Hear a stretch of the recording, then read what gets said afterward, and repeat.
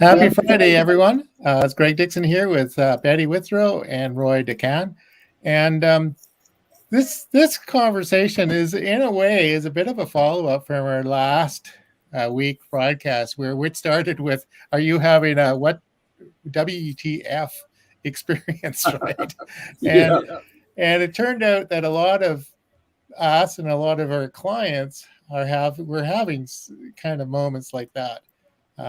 Really sort of second guessing what they've been doing, looking at things and things not quite working, and and then just everything all of a sudden becoming a bit hard. We joked about having, we're genetically predisposed to go find some cocoa and sit by the fire at this time.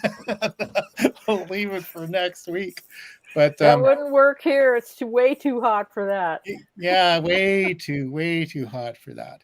Yeah. And so we've had, I guess, related to this, we've had a number of total traffic and conversion clients that we've been getting going, and we've had some successes and some not such great success. And I'm trying to figure out what we've been missing, And so I got dragged into. I've known a woman named Marissa Murgatroyd for quite a long time. She does marketing and she does online courses.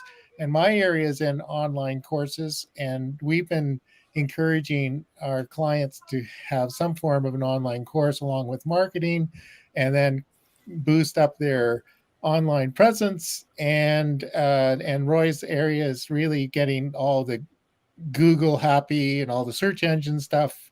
And we've done all of that, and still they're stalled. So they're kinds of things. And also, my experience is I've gone to a bunch of networking meetings, and there are people in the networking meetings are saying the same thing every week, getting zero results. And then I've met with a few people trying to suggest how they can do it differently, but sometimes I haven't really had an answer for it. So what I'm going to do today is I've signed up for Marissa Murgatroyd's experience formula. It's called the experience formula. And she introduced this by saying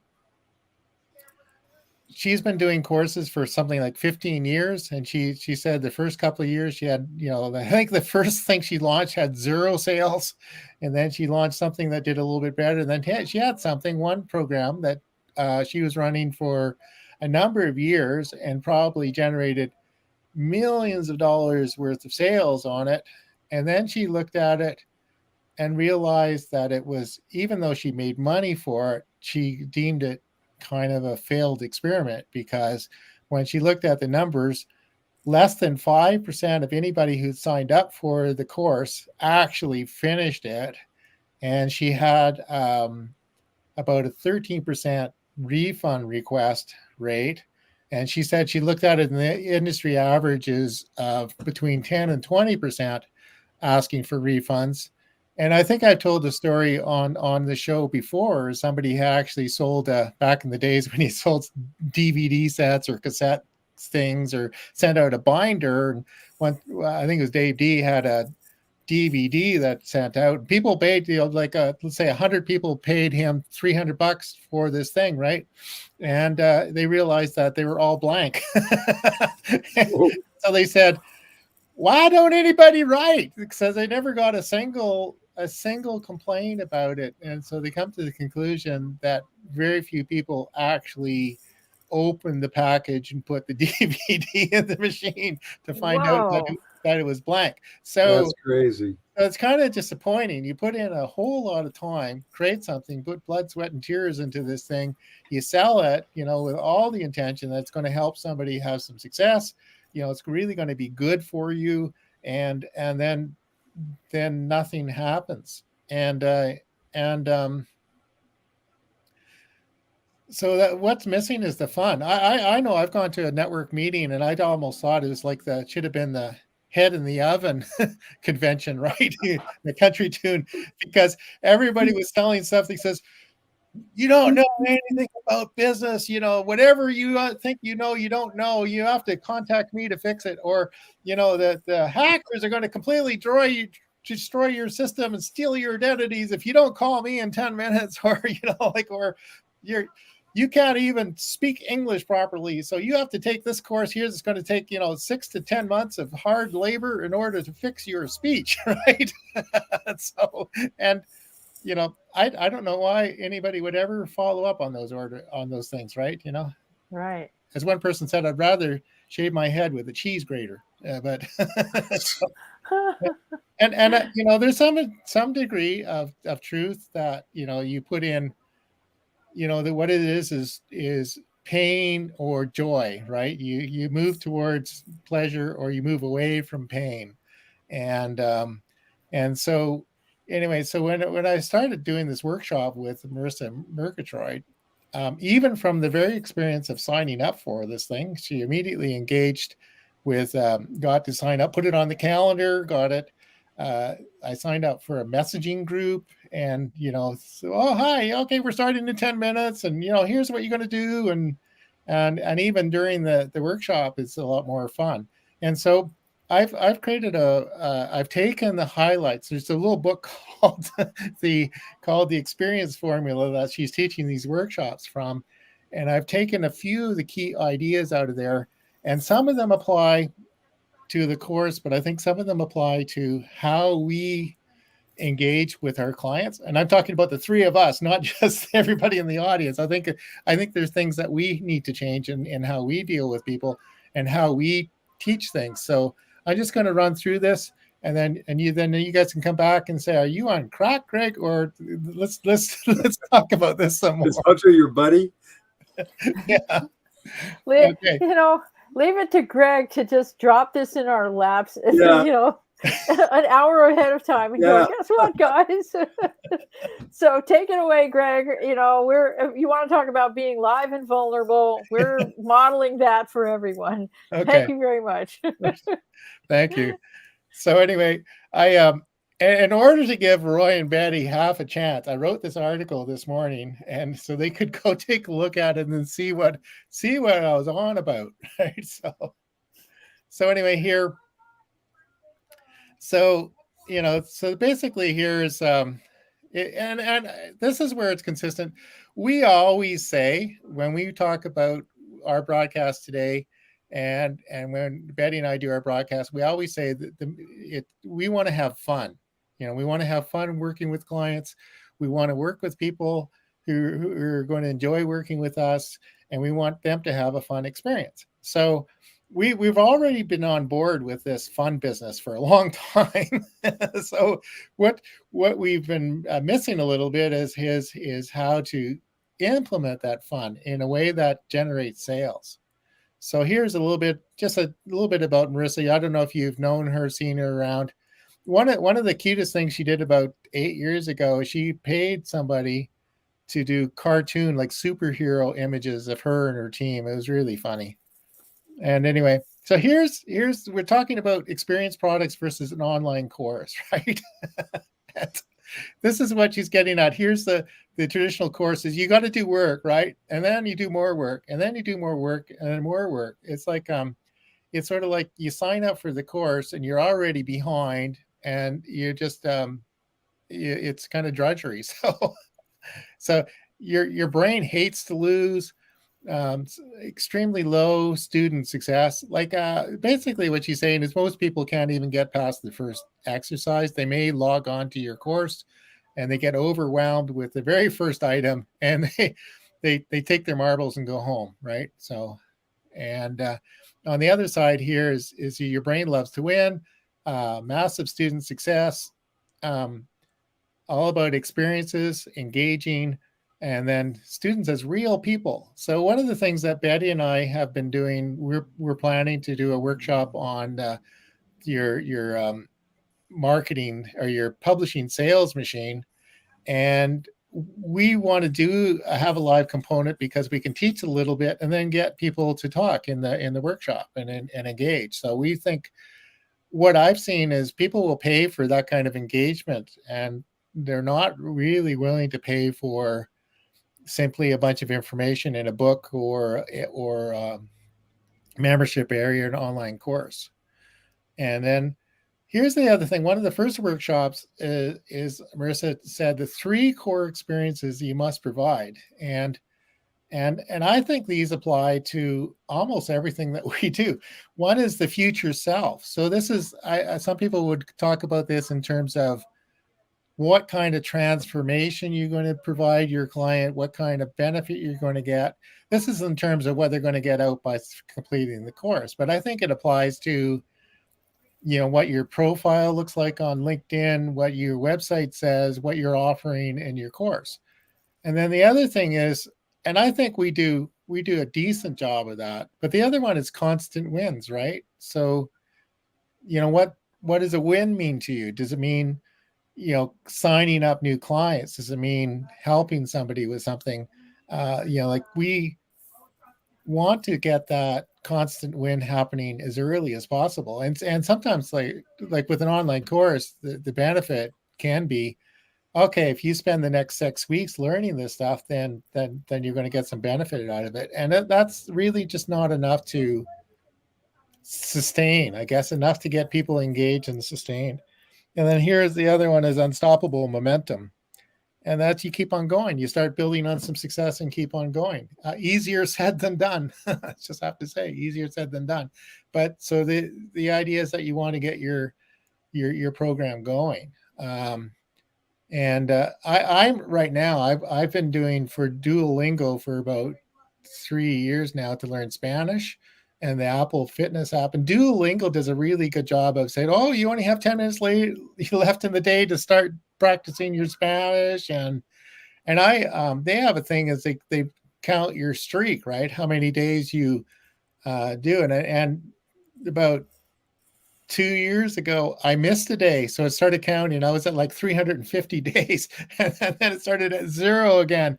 So it's almost, I just, make sure I keep doing my Spanish every day, even if it's at 10 minutes to midnight and I'm sitting and doing the Spanish. So there's a lot of power in that. And I've got a fitness app too. It says, well, you haven't closed your circle for today. You can go out and go for a quick walk around the block or something like that. And anyway, I just thought here, we're not going to go into detail here, but I did an outline of basically her whole experience thing. What's your mission, your future self, bird's eye view, constant wins, peak emotional experiences, normalizing challenges, feedback loops, community, unstoppable momentum, and mission accomplished. You can go back on, there's a link to this page here. And also up earlier, there's a link to download the entire experience guide. It's a small book, probably, 60 pages. And with all that stuff in there. And again, we're going to talk about it here, and I invite you to come and talk with us. We'll go back here and we'll open this up to discussion since I've, where am I at here? Since I've dragged the two of you into this discussion today.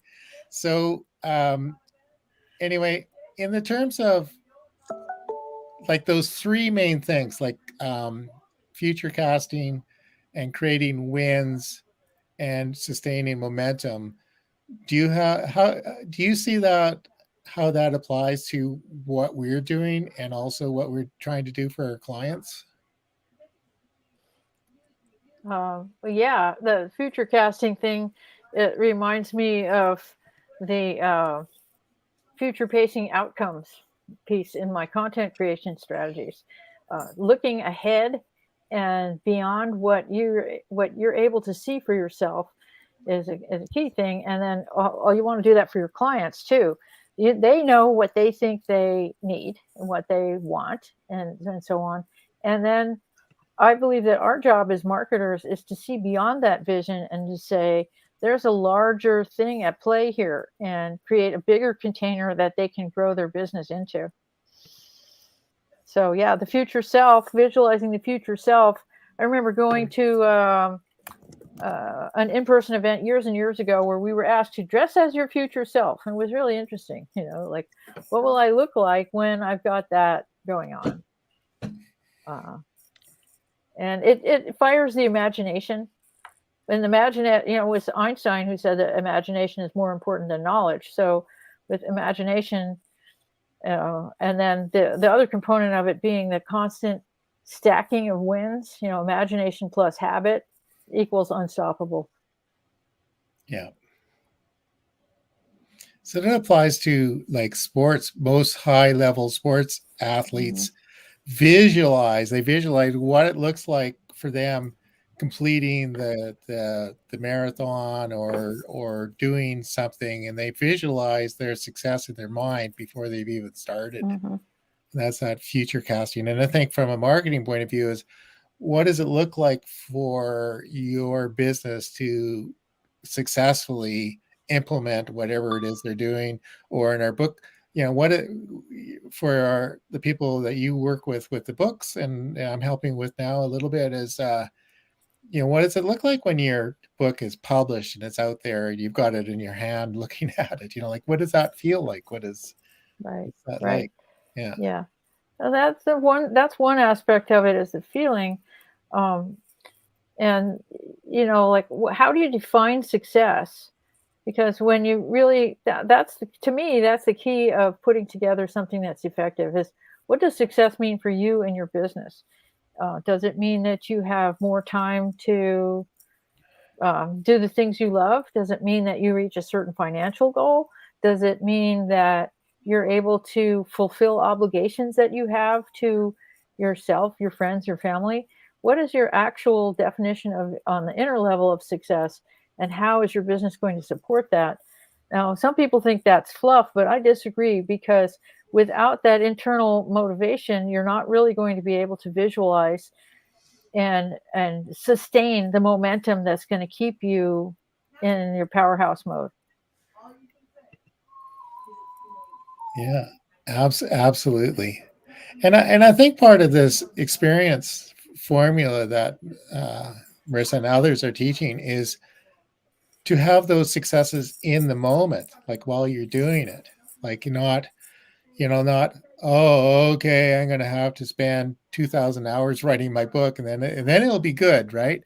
And instead of, wow, I wrote a chapter, it's great. Oh, that sentence is the best sentence I have written in my life. Right? And so you get the wins from simply showing up and starting and even writing a single word, right? That's a win. Yes, it is. Yeah. Anyway, Roy, do you have what's your take on all of this? Well, I think that the visualization, well, if we know our ideal prospects well, and then our ideal customers well, this is a whole lot easier. If we don't know them, this is very difficult. If we know our ideal prospects and the things that they would come to us for, so they obviously have some things they want to accomplish. To me, that's the most important thing, is helping people accomplish what they want to do. My joy in it, my win in it, is having them accomplish their goal. And then that satisfies my goal. But if I don't know who they are and what they really want, then this is a very difficult thing. If I do, then that's what I structure everything around.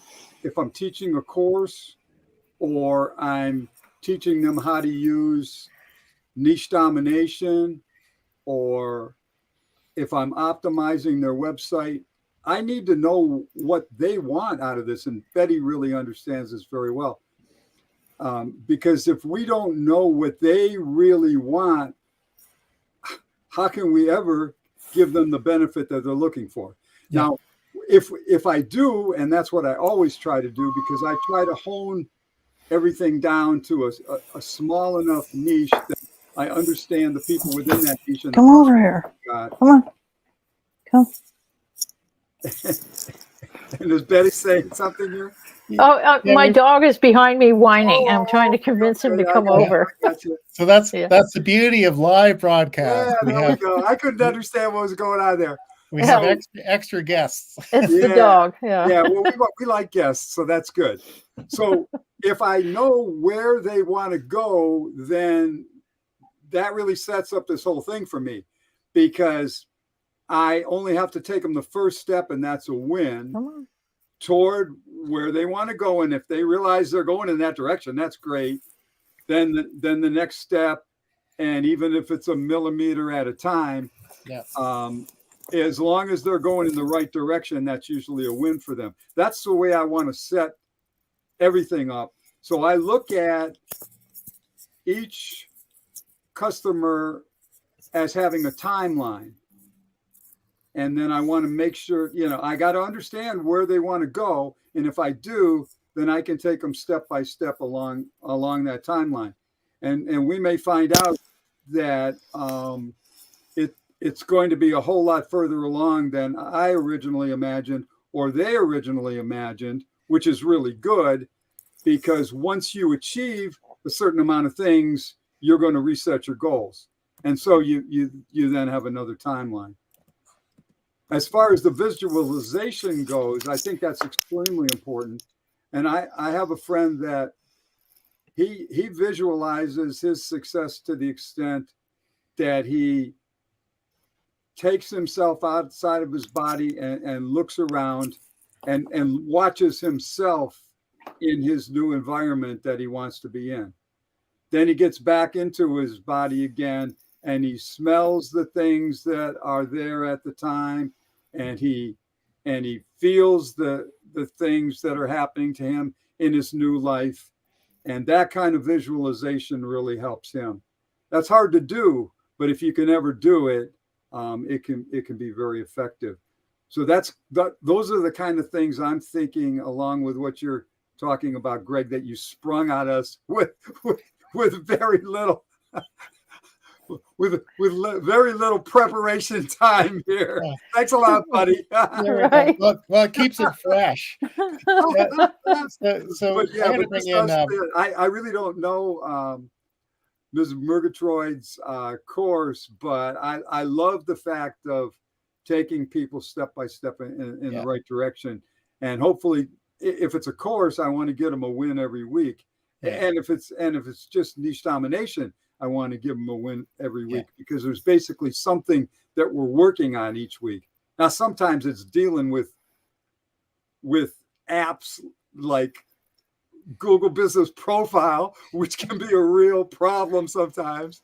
And it may take more than a week to solve a situation, but at least you're making some, you've got a hold of Google. Hey, this is wonderful. Now I've got a chance to maybe work this out. That's a small win. But when the thing actually gets worked out, that's a major win. But as long as you're going in the right direction, most everybody feels good about the whole thing. That's the way I'm grasping what you're talking about, but not knowing what it is. Would you tell now? Have you taken a week of the course already, or 2 weeks? I'm in the middle. You're in the middle of it. I'm in the middle of it. There was there was something lining up. She called it the dopamine button, right? The first thing was the dopamine button. You basically want to give it people high so they continue to the next step. And then, so give an the next step example was, of what she meant and how you might interpret that and make it work for a client. Yeah. And so that's to get people and encourage and get them a win right away.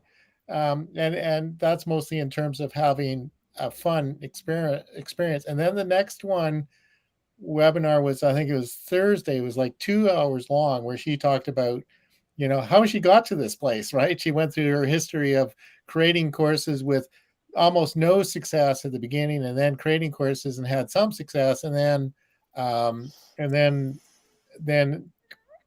about this, she also, just from our the marketing part of what we do, she also about a couple of months ago ran a thing called the Marketing Lab, where people would sign up and they would have one thing a month they would work on, one strategy, which could be, okay, let's go to fix, let's work on LinkedIn or something, or let's do YouTube video strategy. Whatever it was, the people only had one thing that they were going to do it for a month, put it into play, and see what kind of results were. And I think that's a good way to do it, because people aren't getting overwhelmed and they've got stuff to actively try and measure to see what the results are. And you mentioned that Betty's really good at, determining where people are at and what they want to get out of it. Your line is, what do you want to get out of this? I think is what you say, Betty. Oh, what I say is, what do you want this to do? What do you want this to do? Right. Okay. Yeah. So, and that's part of our process is total traffic and conversion. Our first thing is we invite people in and we have a meeting. We'll review everything they've done online to see what they're, what we think, what their image is, what they think they're doing. And then sometimes when we do meet with them, it says, well, that was yesterday. What I want to do today is completely different, or this is where I want to head. And then we come up with some kind of plan to get there. And I think we've done that pretty well. I think we've always done a pretty good job of that. And between the three of us, and we have referral partners, in terms of visualization, Val Lowe's does a really good job of making cute little illustrations of a business process, right? So if you have, one thing that can represent where people want to go, that helps too. I think that the thing I'm introducing today is we need to get more of that fun engagement gamification thing in. Like Betty and I are working on a thing we call the publishing sales machine, and we're planning to teach it as a webinar, right? And so part of the whole thing is want people to do work on their book or their online course. And if they're working on a course, also create a book and vice versa, and do marketing from day one. So what really appeals to this idea here is we want people to start having wins as soon as possible. For one, to engage, get feedback on the thing, and the other thing is so they can afford to pay us. So that's our hidden agenda. So if they get some wins and they get some cash flow in here, then we hope that we just continue working with them. We'll get through the one course or the book or whatever it is they're doing that, and then next we'll go to the next one and just keep on going.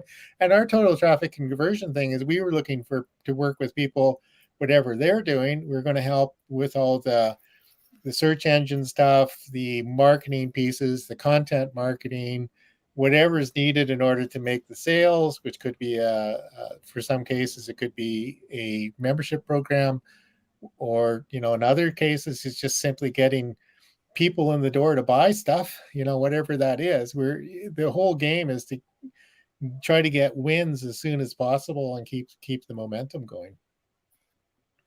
Yeah, when I first started this, there was the banking crisis and all that kind of thing. And so my prospects, which became, some of them became my clients, had to get wins quickly, or they wouldn't even stay in business, because they'd never had a business of their own before. They'd always worked for somebody, but now that was not going to be the case for who knows how long.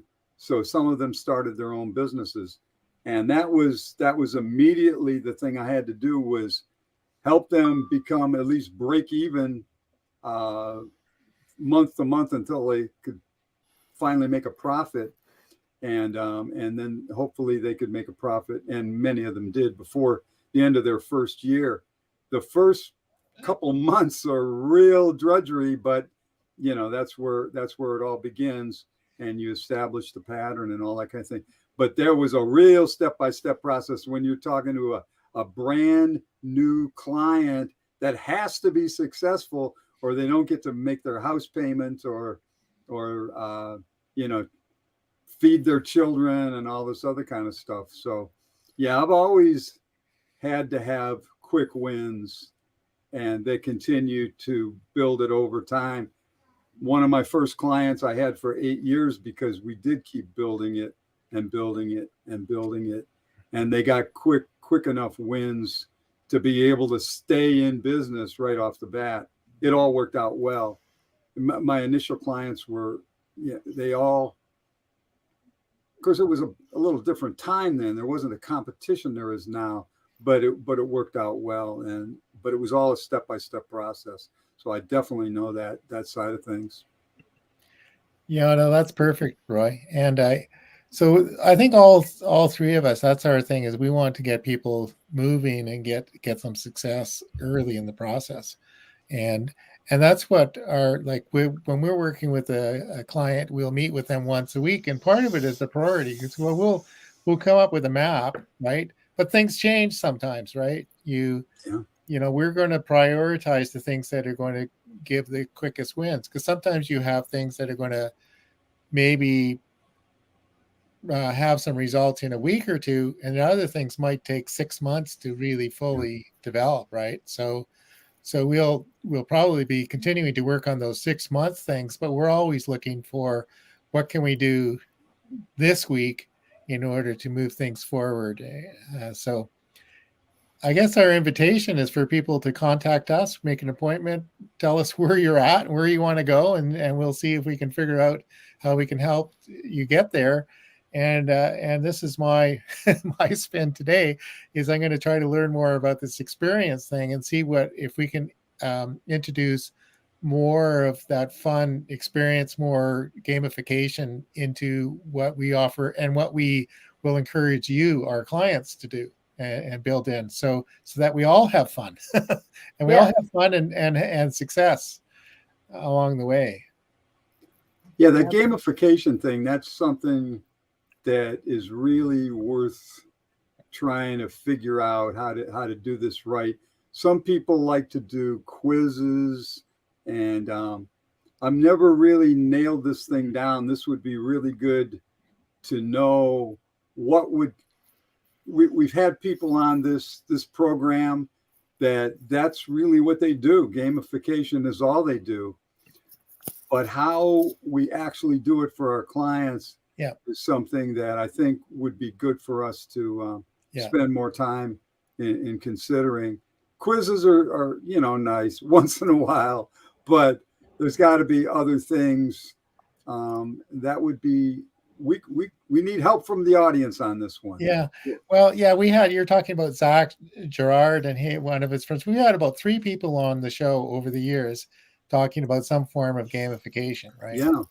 And a lot of it is easier said than done. And some of the people were doing a kind of a gamification that we didn't really think applied, right? Try to make like an online video game. What Marissa is talking about really is getting people engaged. Like to sign up for this workshop was an example. One of the first things she did is many people do is push this button to put it on your calendar, right? Okay. And then the next one was, click this button to join our Facebook group or whatever that was. And then the other one was to get a messaging group. And so the messaging is I'm getting a pretty constant stream of emails saying, talking about what's coming up next, and getting text messages and encouragement kind of thing. And I think behind the scenes there, I'm getting points for clicking on these things, right? And getting and there'll be some kind of reward. And even during the broadcast, Kim Welsh Phillips is really good at this, but she gets people to interact right away. And she also has prizes. You get people to type stuff in the chat. And as she said, it's going through about 10 million miles an hour, but then they'll pick out 3 people and send out prizes. I've won a number of these prizes from Kim Welsh Phillips, like, gift card or whatever, or Starbucks card or something, and box of stuff. So she's made it kind of a game. And I mentioned to Betty earlier in a meeting is this thing was done on as a Zoom webinar, but so you can't see who's attending and you can't see the numbers, right? But she did this thing. It says, well, she ran out a poll. Basically, she asked, the little poll is, have you failed to start a program? Have you failed to complete a program? Or do you always finish your courses? Anyway, she put up a a little poll in Zoom, and she said, "I'm not going to tell you the results until 1,000 people have filled it out." And that took 5 seconds before she got 1,000 people filled out the poll. So, so she had an audience that was engaged, right? So if we can figure out how we can do that more in our business and how we can translate that into how we can help our clients do that in their business, I think everybody will be a lot happier and a lot more successful. So yeah. Yeah. And, There's always something new to learn. something new to learn. And me being a little bit of a reverse engineer, I think I tracked down the tool that she's using to do this. And at somewhere down the road, I'm sure after these workshops, there's going to be some kind of massive, because all this stuff is free. There's going to be some offer to sign up for some training with her. And I think this tool that she's using herself is going to be part of that platform. But I know what it is. I'm going to test it out, and then I'm going to think we're going to see if we can employ some of these things in our own marketing. Now you're talking. Now we're really talking good. in our own All marketing. Right. That's a win. That's Right. a win. And then We're talking results here. and see if we can translate that into a current or future client, and see if we can get some fun engagement and wins for them using this. So I think so we're learning stuff as we go here. And Roy, you always say your mission is to try to keep ahead of Google, and it's not always easy. And it's been more difficult lately. They make so many changes that it takes quite a bit of time to keep up on it. But I'm going to. That's it. There's no way I'm going to lose that battle. Yeah. So, and I think that's true of all the platforms like LinkedIn and I think Facebook. Yeah, LinkedIn is another one. They're going to actually start verifying their members, right? So it's not just, you just can't create a profile under some kind of bogus name and start operating. They want you to verify your existence, that you're a real person, because there's huge problems with those platforms with spammers. And now with AI, it's even getting worse. Oh, with AI, it's really become a real challenge for them. Yeah.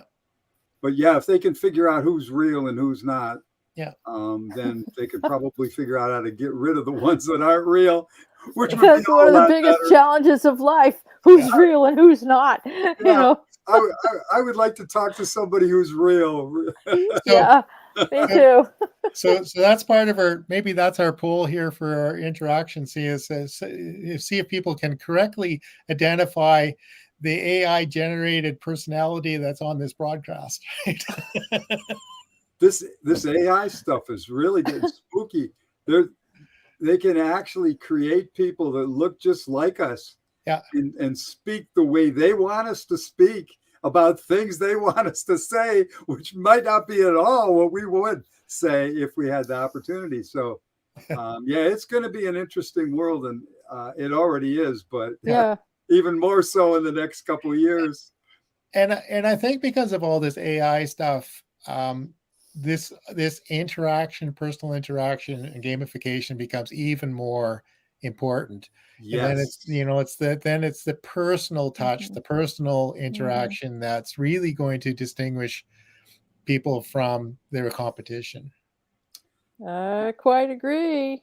You nailed that one. Yeah, and that's why I think what we're doing in the long run, it is going to be, I mean, we might have to incorporate AI to some degree, but if we don't use that as a basis, but then personalize it, I think people are eventually gonna see what's AI and what's not.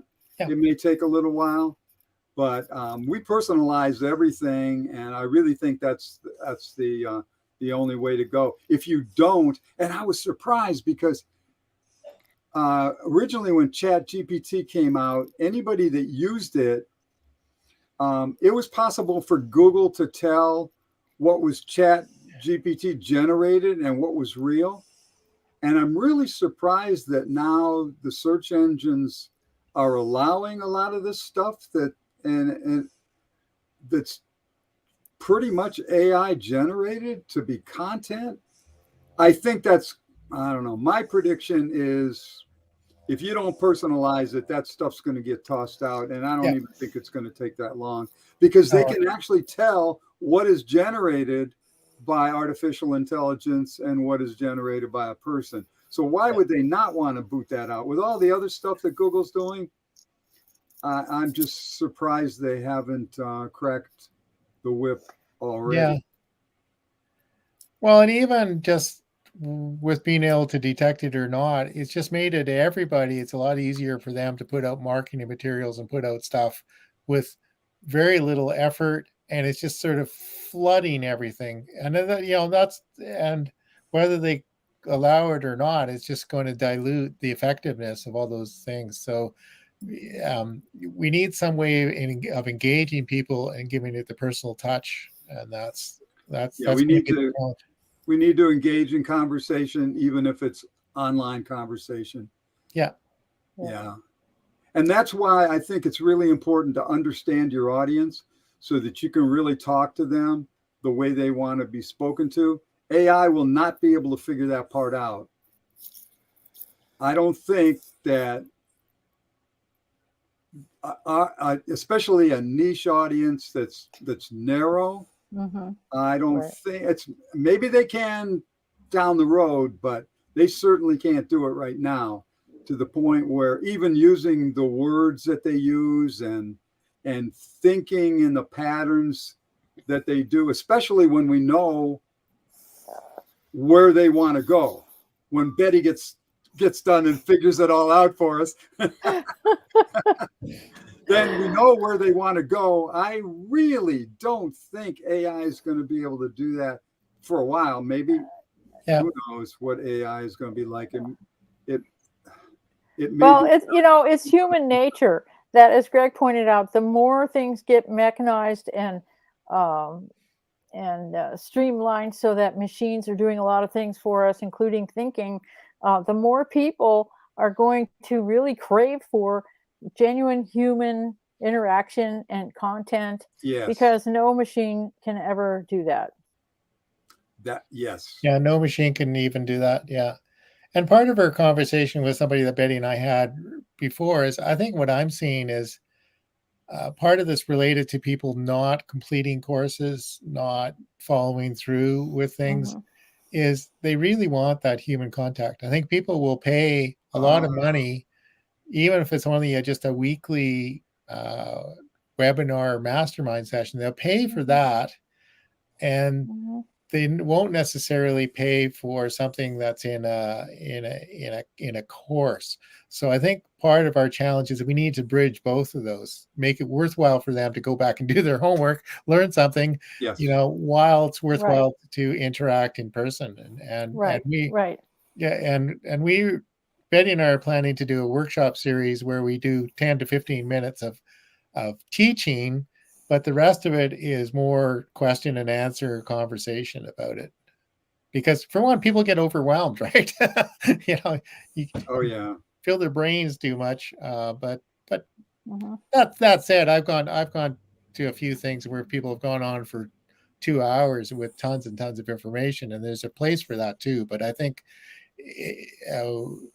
the more we can interact and more we can engage people, they'll learn more, they'll have more success, we'll have more fun.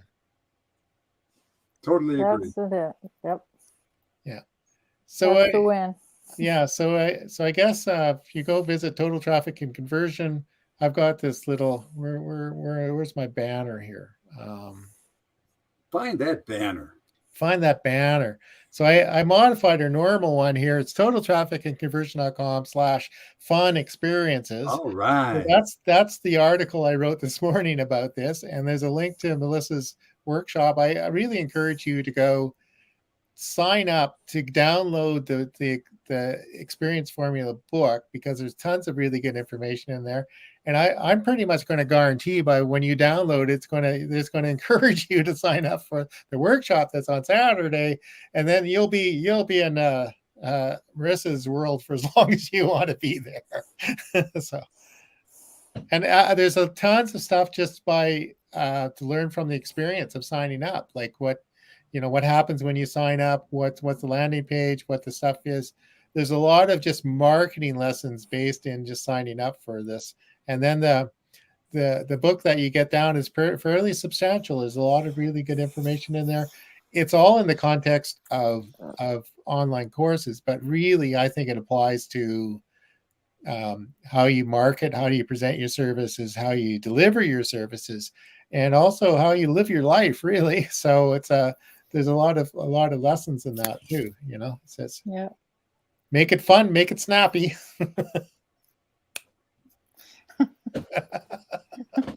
Just do it. Just do it. You got to the just do it. I didn't even have to prompt for it.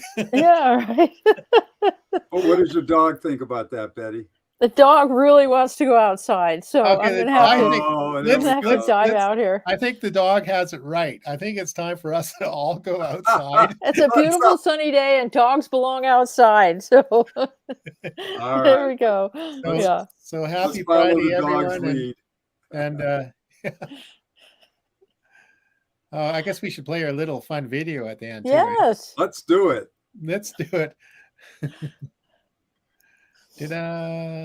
Make sure I play the right one. That would be